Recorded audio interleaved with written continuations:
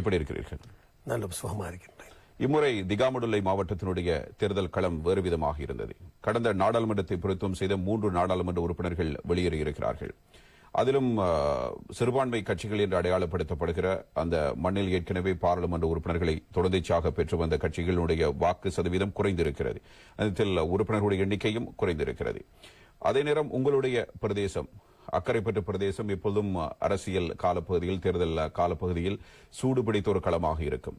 அங்கிருந்த ஒரு மிக முக்கியமான அரசியல் செயற்பாட்டாளர், அதிடத்தில் மிக நீண்ட காலமாக நாடாளுமன்றத்தை பிரதித்துவம் செய்து வந்த முன்னாள் பாராளுமன்ற உறுப்பினர் அத்தாவுல்லா அவர்களும் இம்முறை தேர்தலில் தோல்வியடைந்திருக்கிறார். உங்களை போன்றவர்களுடைய இடையீடு இதற்கு காரணமாக இருந்திருக்கிறது என்று ஊர் மக்கள் பேசுகிறார்கள். சஃபீஸ், நீங்கள் அரசியல் ரீதியாக பார்த்தால் மிக நீண்ட காலமாகவே அத்தாவுல்லா அவர்களோடு மிக நெருக்கமான உறவை பேணி வந்த ஒருவர். ஏன் அவரை தோற்கடிக்க வேண்டும் என்ற ஒரு நோக்கம் உங்களுக்கு வந்தது? தேசிய காங்கிரசின் தலைவர் ஏலம் அத்தாவுல்லா அவர்களோடு சுமார் 20 வருடங்களுக்கு மேல் நாங்கள் ஒன்றாக பயணித்திருந்தோம். அதற்கு பல காரணங்கள் இருந்தது. சமூகத்தில் அந்த நேரத்தில் எமது முஸ்லிம் சமூகத்துக்கு ஒரு பாதுகாப்பாக இருக்கக்கூடிய 2 அடிப்படையில் அவரோடு நாங்கள் பயணித்திருந்தோம். நீங்கள் எப்போது உங்களுடைய அரசியல் ஆரம்பித்தீர்கள்? 2004 காலப்பகுதியில் நாங்கள் அவரோடு இணைந்து அந்த பயணத்தை மேற்கொண்டிருந்தோம். அதன் பிற்பாடு சமூகத்தை தலைமை தாங்கக்கூடிய தகுதி அவரிடமிருந்து விலகியதை கண்டதனால் அவரிடமிருந்து விலகி வேறாக எங்கள் அரசியல் பயணத்தை ஆரம்பிக்க எண்ணினோம். எப்போது அதை கண்டீர்கள்? கடந்த நல்லாட்சி அரசாங்கத்தின் பின் அவர் தான் இருந்த நிலை மாறி சென்றதனால் அதன் பிற்பாடு பல விடயங்களை சமூகத்தை தலைமை தாங்கி ஒரு அமானிதமான பொறுப்பை தலைமை தாங்கி வழிநடத்தக்கூடிய தகுதியை அவரிடத்தில் நான் காணவில்லை என்ற அடிப்படையில் அவரிடமிருந்து விலகுவதை சரி என்று நாங்கள் எண்ணினோம். சமூகத்துக்கு சரியான தலைமைத்துவம் வழங்குவதற்கு அவர் தகுதியில்லை என்று நீங்கள் கருதுகிறீர்களா? இல்லாவிட்டால் உங்களுக்கு மேயர் பதவி வழங்கவில்லை என்பதற்காக, அந்த வாய்ப்பினை வழங்கவில்லை என்பதற்காக அவர் முடிவுக்கு வந்தீர்களா? மேயர் பதவியை எந்த காலத்திலும் நான் கேட்டதே கிடையாது. அவரோடு பயணித்த காலங்களில் அவராகவே முன்வந்து பல பதவிகளை எனக்கு தந்திருக்கிறார் ஒழிய நான் எந்த பதவியும் அவரிடம் கேட்டதே கிடையாது. அதனால் மேயர் பதவியை கேட்டதனால் தான் பாட்டிலிருந்து பிரிந்தேன் என்று சொல்வது தவறு. அதனால் தான் நாங்கள் சொல்கின்றோம், அவரிடம் இந்த பிரிவதற்கு காரணம் இந்த சமூகம் என்கிற அமானிதம், அதனை தலைமை தாங்கக்கூடிய தகுதி அவர் இல்லாமல் போனதுதான். அதை தவிர ஒரு எந்த காரணமும் இல்லை. சமூகம் என்கிற அமானிதத்திற்கு அவர் உரித்தானவர், அவருக்கு தலைமைத்துவம் வழங்க முடியும் என்ற நம்பிக்கை உங்களுக்கு எப்போது வந்தது? 2000 ஆண்டு கால பகுதியிலே நாங்கள் ஏலவல் முடித்த காலகட்டங்களிலே இருந்து அவரை நாங்கள் அண்மித்த பகுதியிலிருந்து பார்த்து கொண்டிருக்கின்றோம். அந்த நேரங்களில் அவர் சமூகத்தை நடத்தக்கூடிய தைரியமும் அந்த ஆளுமையும் அவரோடு இருந்தது. குறிப்பாக ஒன்றை சொல்வதென்றால், விடுதலை புலிகள் உங்கள் மக்களை ஆயுதங்களோடு சுட வருகின்ற போது எங்களது மக்கள் வெறும் நெருப்பு கொள்ளியோடு அவர்களை சுடுவதற்கு காத்துக் கொண்டிருக்க முடியாது என்று பேசியவர் அவர். அந்த காலத்தில் அந்த பேச்சின் ஆழம் உங்களுக்கு புரியும் என்று நான் நம்புகின்றேன். அந்த அளவு ஆளுமையாக அந்த நேரத்தில் இருந்தார். அதனால் அவர் மீது எங்களுக்கு சேவை செய்தியினரை விட அதிக கவர்ச்சி இவர் மேல் ஏற்பட்டது. அவரோடு ஒன்றித்து சிறுபராயமாக நாங்கள் பயணித்திருந்தோம். பிற்பாடு என்று நாங்கள் அந்த ஆளுமை அவரை விட்டு அகன்று விட்டது என்று கண்டோமோ அந்த நேரத்திலிருந்து அவரோடு பயணிப்பதில் அர்த்தம் இல்லை என்று நம்பினேன். ஊர்க்காரர், உறவுக்காரர், இவையெல்லாம் ஒரு காரணம் நீங்கள் அவரை ஆதரிப்பதற்கு? நிச்சயமாக அதற்கான ஆளுமை. ஊர்க்காரர், உறவுக்காரர் என்பதை தாண்டி அந்த காலகட்டங்களிலே எங்களது முஸ்லிம்கள் விடுதலை புலிகளால் சுடப்படுகின்ற நேரம் சில ஜனாசாக்களை மீள கொண்டு வருவதற்கு நானும் சிறுபராயத்தில் சென்றிருக்கின்றேன். அந்த நேரத்தில் தெருநாய்கள் எமது ஜனாசாக்களை கவ்வி இழுத்து வருகின்றது கூட எங்கள் கண்ணால் கண்டோம். அந்த நேரத்தில் அவர் பேசிய பேச்சுக்கள் அந்த சமூகத்தின் வெளிப்பாடாகவும் ஆளுமையாகவும் தென்பட்டது. ஆகவே உறவுக்காரர், அல்லேல்காரர் என்று சொல்லுவதை விட சமூகத்தின் ஆணிவராக அவர் அந்த நேரம் இருந்தார். மாற்று கருத்தை கிடையாது. ஆகவே அதனால் தான் அவர் ஒரு பயணித்திருந்தோம். நீங்களும் சகோதரர் தவம் அவர்களும் ஒரே சமகாலத்தில் அவரோடு இணைந்து செயற்பட்டார். வலதுகரம் இடதுகரம், இடதுகரம் வலதுகரமாக மாறி மாறி இருந்திருக்கிறீர்கள் என்று சொன்னால் அதில் தவறில்லை. தவறில்லை. சகோதரர் தவம் ஏன் விலகினார்? தனிப்பட்ட காரணங்கள். அதாவது சகோதரர் அதாவுல்லா அவர்கள் தேசிய காங்கிரசின் தலைவர் அவர்கள் தவம் அவர்கள் மீது ஏற்படுத்திய அநீதி, அவரை அருகில் வைத்துக் கொண்டு அவரில் முதுகில் குத்திய விடயங்களால் அவர் வெளியேறி போனார். அதுதான் காரணமே தவிர வேற காரணம் கிடையாது. அந்த காரணத்தை நீங்கள் அருகிலிருந்தே பார்த்தீர்கள்? நிச்சயமாக. நான் எல்லா இடத்திலுமே சொல்லியிருக்கின்றேன். வஞ்சிக்கப்பட்டவர்களுக்குரிய நீதி கிடைக்கும், அதில் ஒருத்தர் தான் இவர் என்று நான் சொன்னேன். ஏனென்று சொன்னால் தவம் தேசிய காங்கிரஸை விட்டு பிரிந்து சென்றதன் பிற்பாடு அம்பாறை மாவட்டத்திலே அதிகூடிய வாக்குகளால் மாகாண சபைக்கு தெரிவானார். அந்த நேரத்தில் அதாவுல்லா அவர்கள் பதிவு இழந்து வீட்டில் இருந்தார். நான் அதை பல இடங்களில் சொல்லியுள்ளேன். என்று நீங்கள் முதுகில் குத்தினீர்களோ அதற்குரிய இறை தீர்ப்பை தவம் பெற்றுள்ளார் என்று நான் சொன்னேன். யாரிடம் சொன்னீர்கள்? எல்லா பாட்டியில் இருந்த அனைவரிடமும் சொல்லியிருக்கின்றேன்.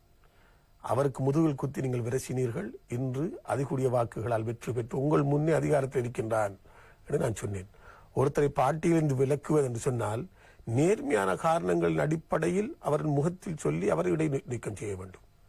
அதை விட்டுவிட்டு அவரை தன் கட்சியின் வேட்பாளராக வைத்துக் கொண்டு முதுகில் குத்துவது என்பது ஏற்றுக்கொள்ள முடியாது, இறைவனால் அங்கீகரிக்க முடியாது என்பதை கண்ணூடாக அவர்கள் கண்டார்கள். இதை நீங்கள் உங்கள் தலைவரிடம் சொன்னீர்களா? நிச்சயமா, நான் பல தடவை சொல்லியிருக்கின்றேன். அவருக்கு முதுகில் குத்தினார்கள், அப்படியானால் உங்களுக்கும் முதுகிலா குத்தினார்கள் அல்லது இல்லை நேராக தாக்கினார்கள்? எனக்கு முதுகில் குத்தியது மாத்திரமல்லாமல் நிலத்திலே போட்டு ஏறி மிதித்தார்கள். அந்த விடயங்களை நாங்கள் தாங்கிக் கொண்டுதான் இருந்தோம். சில விடயங்களுக்காக வேண்டி பிற்பாடு அதிலிருந்து நாங்கள் விலகிக் கொண்டோம். எத்தனை ஆண்டு காலம் அவரோடு இருந்தீர்கள்? சுமார் சிறுபராயம் முதல் அவரோடு இருந்து வந்திருக்கின்றோம். தீவிர அரசியல் செயற்பாட்டில் 20 வருடங்கள் அவரோடு இருந்து வந்திருக்கின்றேன். அவரோடு இருந்த மற்றும் ஒரு முக்கியமான அரசியல்வாதி தான் MS உதுமாலபே அவர்கள். அவர் இப்போது நாடாளுமன்ற உறுப்பினராக வந்திருக்கிறார். அவருக்கும் அதே விடயம் தான் நடந்து வருகிறது. MS உதுமாலபே அவர்கள் ஒரு நேர்மையானவர், சில விடயங்களை முன்னின்று பேசக்கூடியவர், சமூகத்தின்பால் அக்கறை கொண்டவர். அவருக்கும் அதே நிலவரம் ஏற்பட்டது.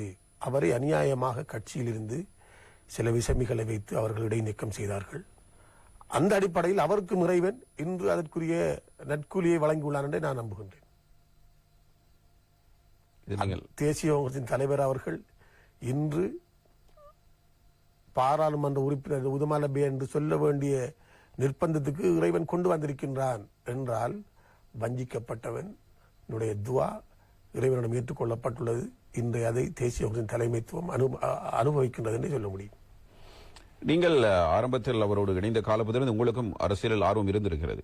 நிச்சயமாக அரசியலுக்கு வர வேண்டும், மக்களுக்கு சேவையாற்ற வேண்டும் என்ற நோக்கம் இருந்திருக்கிறது. நிச்சயமாக. இதனால் தான் அக்கரைப்பற்று பெரியவள்ளிவாசனுடைய தலைமை பதவி, சம்மேளனத்தினுடைய அவை உறுப்பினர் என்ற பதவிகள் வகித்தீர்களா? நிச்சயமா. ஆரம்பத்திலிருந்து அரசியல் என்பது எனது இரத்தத்தோடு கலந்தது. எனது தந்தை 77ஆம் ஆண்டு அரசியல் இந்த நாட்டிலே பெரும் இன்று அரசியல் மாற்றம் வந்தது போன்று, ஒரு அரகலை வந்தது போன்று, அந்த நேரங்களில் மக்கள் சீத்தைக்கு போலின் லாம்பனைக்கு போலின்ல இருந்து ஆட்சி மாற்றம் வேணும் என்று சொல்லி ஒட்டுமொத்த அரசாங்கம் படுதோல்வி அடைந்தது. எதிர்கட்சியாக இருந்த தமிழரசு கட்சி தான் 8 ஆசனங்களை பெற்று அந்த நேரத்திலே எதிர்கட்சியாக பாராளுமன்றத்திலே செயற்பட்டார்கள். அந்த வேளையில் ஒட்டுமொத்த நாடும் ஆட்சி மாற்றம் வேண்டியது, பெரும் வெற்றியை பெற்றது UNP அரசாங்கம். அந்த வேளையில் UNP அரசாங்கத்துக்காக பாடுபட்டவர் என் தந்தை. அவர் வெற்றியின் பின்பு தோல்வியுற்றவர்களின் வேதனையால் சுட்டுக் கொல்லப்பட்டார். அந்த நேரத்தில் கௌரவ அதாவுல்லா அவர்களோடு என் தந்தையோடு இருந்தவர். ஆகவே அரசியல் என்பது நான் அந்த நேரத்தில் ஒரு 6 மாத குழந்தையாக இருந்திருந்தேன். ஆகவே அரசியல் சிறுபராயம் முதல் என் உடம்பிலே இரத்தத்திலே கலந்த விடயம். அரசியலுக்கு வந்தது என்பது இர்ஃபான், இந்த மக்கள் படுகின்ற வேதனைகளை என் கண் முன்னாலே நான் கண்டிருக்கின்றேன். சாப்பிடுவதற்கு வசதி இல்லை, மனச்சலகூடம் இல்லை, அவர்களுக்கு தேவையான விடயங்களை அவர்களாக நின்று சுயமாக பெற்றுக்கொள்ள முடியவில்லை என்ற ஆதங்கம் என்ற மனசில் இருந்து கொண்டிருக்கும். இந்த தாய்மார்கள் ஏன் இவ்வளவு கஷ்டப்படுகின்றார்கள், இவர்கள் வேதனையை தீர்ப்பதற்கு என்ன வழி என்பதை அனுபவ ரீதியாக கண்டு இதை தீர்ப்பதற்கு ஒரே இடம் அரசியல் அதிகாரம் என்பதனை நான் அறிந்துதான் இந்த அரசியலுக்குள்ளே சிறு வயதிலிருந்து வந்திருந்தேன். அதற்கான ஒரு அதிகாரம் தேவை என்று நினைத்தீர்கள்? நிச்சயம், அதிகாரம் இல்லாமல் சில விடயங்களை செய்யவே முடியாது. அதனால் ஆளுகின்ற அதிகாரம் இருந்தால் மாத்திரமே அந்த மக்களை நிம்மதியாக வாழ வைக்க முடியும் என்பதில் திட்டமான நம்பிக்கை கொண்டவன் நான். என்ற அடிப்படையில் தான் இந்த அரசியலுக்குள்ளேயே வந்தேன். இம்முறை தேர்தலில் உங்களால் வெற்றி பெற முடியவில்லை, இதை நீங்கள் கவலை அடைகிறீர்களா? நிச்சயமாக இல்லை. நாங்கள் ஏன் வெற்றி பெறவில்லை என்று நீங்கள் கூறுகின்றீர்கள்? நாங்கள் வெற்றி பெற்றுள்ளோம். அதாவது அத்தாவுல்லா அவர்களை தோற்கடிப்பது உங்களுடைய வெற்றி இல்லை. இன்று உங்களுக்கு தெரியும், ஒரு பாரி ஒரு வெள்ளம் பெறுகின்றது என்று சொன்னால் அந்த வெள்ளத்தில் எல்லாமே அடித்துச் செல்லப்படும் என்ற அடிப்படையில் இன்று நாட்டில் ஒரு ஆட்சி மாற்றம் வந்திருக்கின்றது. எல்லோருமே அந்த ஆட்சி மாற்றத்தின் பின்னால் அள்ளுண்டு போனார்கள். சகலருமே எதுவும் செலவு செய்யாமலே பல ஆயிரக்கணக்கான வாக்குகள் NPP அரசாங்கத்துக்கு கிடைத்தது. இந்த வேளையில் எதிர்க்கட்சியில் இருந்து எங்களுடைய சமூக பிரதிநிதி ஒன்றையாவது தக்க வைத்துக் கொள்ள வேண்டும் என்பதுதான் எங்களுடைய முயற்சியாக இருந்தது. கடந்த தேர்தலிலே ஒரு ஆசனம் எங்களுக்கு கிடைக்கப்பட்டது. இம்முறை அந்த ஆசனத்தை பெற முடியாது என்று பல அனுபவம் வாய்ந்த அமைச்சர்கள் கூட, முன்னாள் அமைச்சர்கள் கூட சொன்னார்கள். நாங்கள் அதனை முறியடித்து ஒரு ஆசனத்தை பெற வேண்டும் என்ற அடிப்படையில் இரவு பகலாக வேலை செய்தோம். அந்த அடிப்படையில் தான் எங்களுடைய கட்சிக்கு, அகில இலங்கை மக்கள் காங்கிரசுக்கு ஒரு ஆசனம் கிடைத்தது. நிச்சயமா நாங்கள் வெற்றி பெற்றுள்ளோம். எங்கள் கருத்துக்களை, எங்கள் சிந்தனைகளை பாராளுமன்றத்திலே கொண்டு போய் சேர்ப்பதற்கு எங்களிடம் பாராளுமன்ற ஆசனம் இருக்கின்றது என்ற அடிப்படையில் நாங்கள் நிச்சயமாக வெற்றி பெற்றுள்ளோம், தோல்வி அடையவில்லை.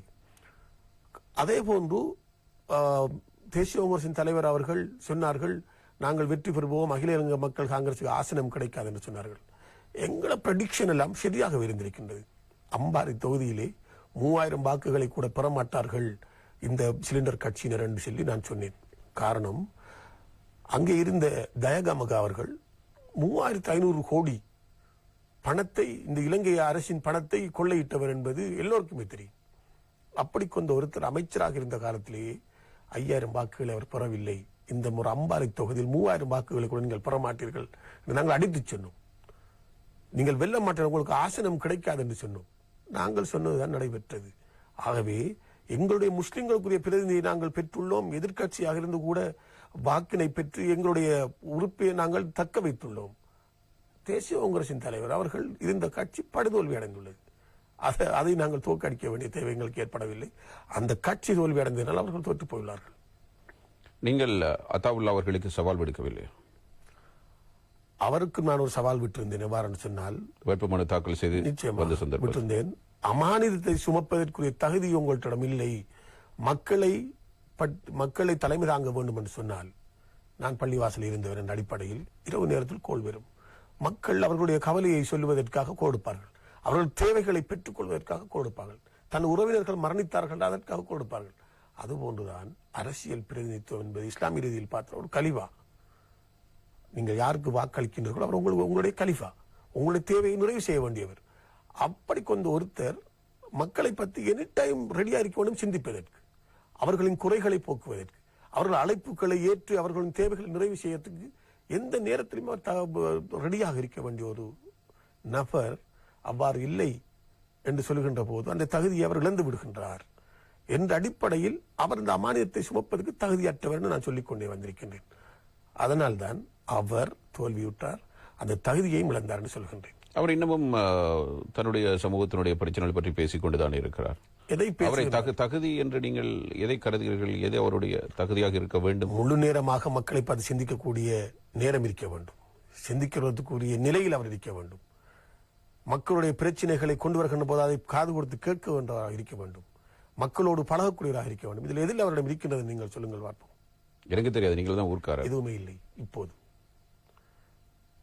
இருந்தவைகள் இல்லாமல் போய்விட்டது என்பதை நான் சொல்லி வருகின்றேன். 2015 ஆண்டுக்கு முதல், நல்லாட்சி வருவதற்கு முதல் இருந்த அதாவுல்லா இப்போது இல்லை. ஆகவே அவர் ஏற்றுக்கொள்ள முடியாது என்ற அடிப்படையில் மக்களும் வாக்களிக்கவில்லை. மக்கள் ஏன் வாக்களிக்காமல் விட்டார்கள் என்பதற்குரிய தேடலில் சென்றால் நான் சொல்லுகின்ற விடயங்கள் அங்கே முன்னிலைப்படுத்தப்படும். ஆனால் ஒரு ஆலமரமாக இருந்த ஒருவரை நீங்கள் வீழ்த்திருக்கிறீர்கள். அதாவது அக்கரைப்பற்றுக்கு ஒரு MP இல்லை என்கிற ஒரு குறை அக்கரைப்பற்று மக்களிடத்தில் இருக்கிறது. அதுக்கு நீங்கள் தானே காரணம். இந்த சொல்லையை நான் முழுமையாக வெறுக்கின்றேன். அக்கரைப்பற்றுக்கு தலைவன் இல்லை, MP இல்லை என்பதை ஏற்றுக்கொள்ள முடியாது. ஏனென்றால் நான் என்ற கடந்த தேர்தல் மேடைகள் எல்லா இடத்திலையும் நான் சொன்னேன், அம்பாறை மாவட்டத்தில் 20 DS காரியாலயங்கள் இருக்கின்றது, 25 ஊர்களுக்கு மேற்பட்ட ஊர்கள் இருக்கின்றது.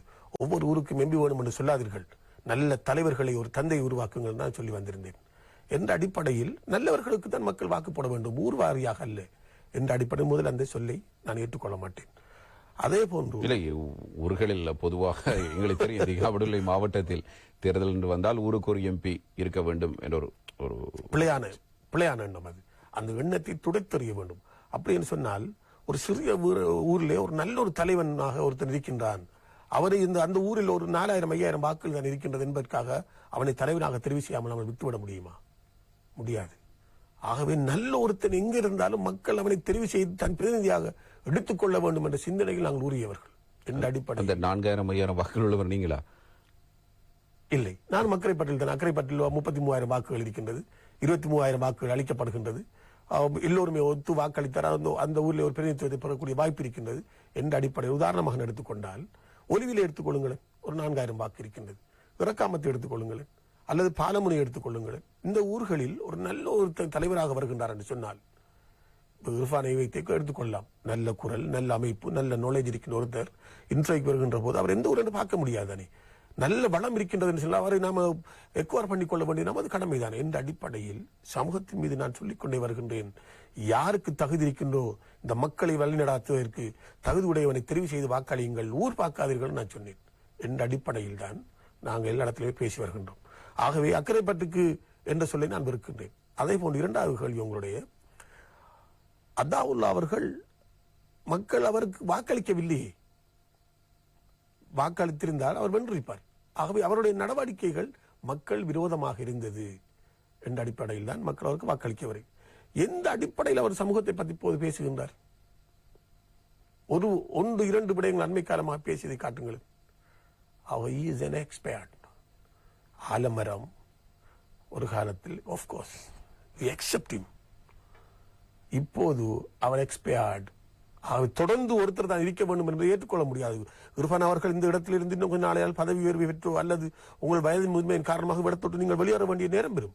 உங்களுக்கு பதிலீடான ஒருத்தரை இவ்விடத்தில் முறையாக தெரிவு செய்து அமர்த்த வேண்டியது எல்லோருடைய கடமையும் எதிர்காலத்தை முன்கொண்டு செல்வதற்காக. ஆகவே அவர் 8 அடி பாய்ந்திருந்தால் இப்போ வருகின்றவர் 16 அடி பாய்வார்கள். அவர் ஆர்டிபிஷியல் இன்டெலிஜென்ஸ் காணாத, டெக்னாலஜியை காணாத காலத்தில் பிறந்திருந்தால்